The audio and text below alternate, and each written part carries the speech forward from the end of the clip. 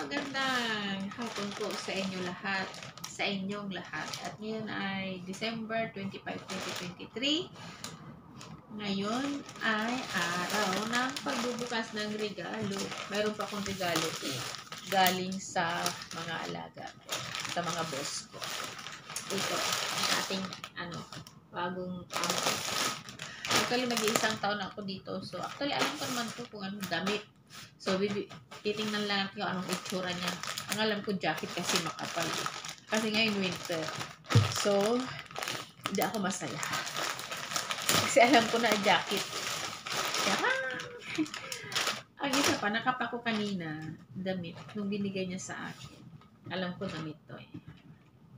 Jacket and it is for thunders. Sa bagay, thunders na ang tawag. Kaya siguro itong binigay niya sa akin.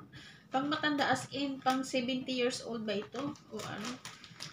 Ay, nako. Pero actually, binili naman niya. May A4. So, okay lang. Thank you. Kahit pa paano. Pero, hindi ko siya type. Sorry po. Hindi ko siya type. Ayan. Ayan.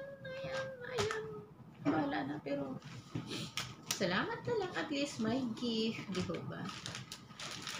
Kayo po, may gift? Bukasan na lang po. Pa-share naman. Baka mas maganda sa inyo.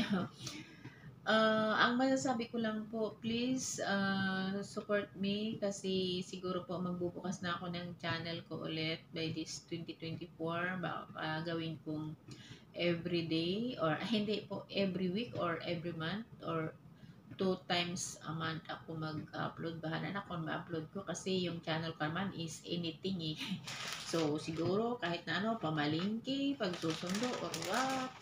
Wala na po kung ano mai-content ko. Pero wala akong specific na content.